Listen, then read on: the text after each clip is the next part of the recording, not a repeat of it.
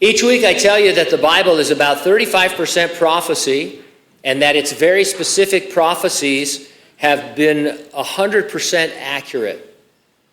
There's a lot of Bible prophecy that is yet to be fulfilled. Everything from chapter 4 on in the book of the Revelation is future. And that's one of the reasons why we are called futurists. We believe that the yet-to-be-fulfilled prophecies will be fulfilled in a physical, literal, global context. It makes sense that the world would be moving or trending in the direction that the prophecies predict.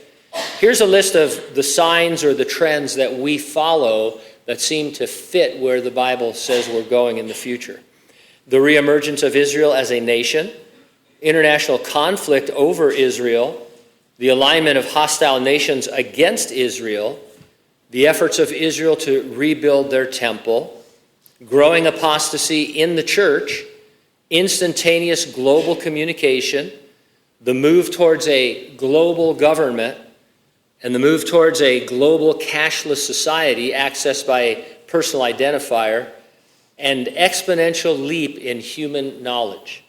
All of these are trending as never before. Every week there are dozens of articles in all of these areas that you could look at. I always give out two disclaimers. We are careful to use recognized, reliable sources for the news. Sensationalism has no place in Bible prophecy. It degrades it. It takes away from it rather than help it. And we're not saying that the things we report are the fulfillment of prophecy. We're saying they're things you'd expect to be happening in the build-up to the future Great Tribulation. So when we talk about a system of purchasing that involves the hand or the eyeball or something like that, we're not saying that's going to become the mark of the beast. We're just saying, wow, John the Apostle said something just like that would be happening in the last days, and it is. Now, you're undoubtedly aware that Hamas launched an unprecedented multi-front attack on Israel, firing thousands of rockets as dozens of Hamas fighters infiltrated the heavily fortified border in several locations, caught Israel off guard on a major holiday, a holy day. Founded in 1988 as an offshoot of the Muslim Brotherhood, Hamas is called the militant rulers of the Gaza Strip. They set two long-term goals that they have in their charter. Number one, the end of the Jewish state, and number two, the creation of an Islamic state from the Jordan River to the Mediterranean Sea. Tough guys to negotiate with. You know, so what's your bottom line? What's your drop-down position? What are you not going to move off of?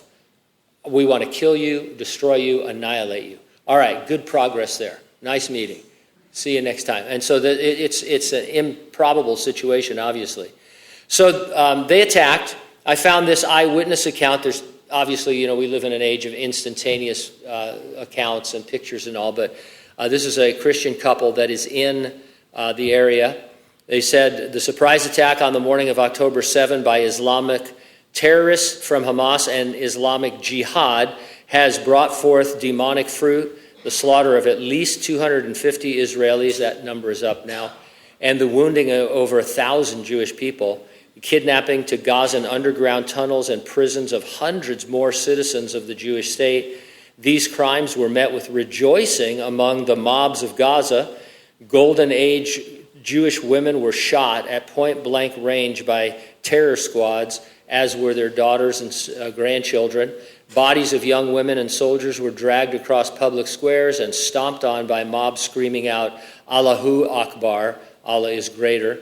Teenage girls were hauled by their hair past violent crowds, while candies and sweet pastries were distributed to the bystanders in celebration of what they call this uncircumcised victory.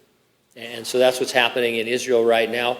Israel is absolutely important to God and to the end times.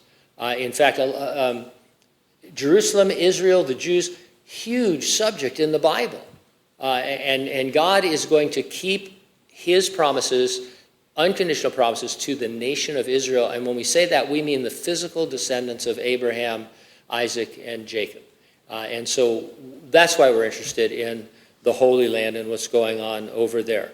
God is doing a divine work. There are people who think that the current state of Israel is just an accident of history that doesn't really matter because God is through with his people. They rejected him, and so he's rejected them and is now using the church. And so they confuse the church with Israel.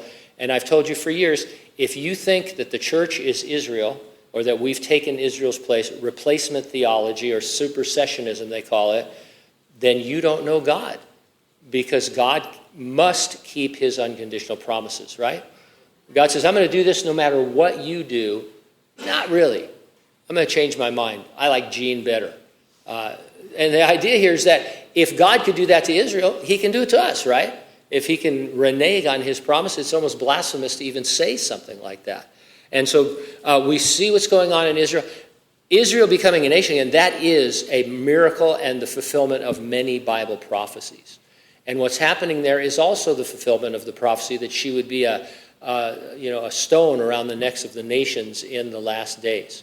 How this specifically fits into prophecy, we'll find out. For now, we hear about wars and rumors of wars, and we look to Israel and we think, hey, people are going to come against her until the Lord finally defends her at the end of the Great Tribulation, and then all Israel will be saved. And so we are futurists. We're also considered premillennial and pre-tribulational. Premillennialism means that Jesus is going to return to earth and then establish his kingdom on the earth.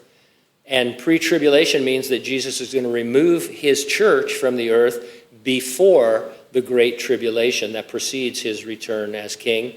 Revelation 3:10 says, I, Jesus, will keep you from the hour of trial, which will come upon the whole world to test those who dwell on the earth.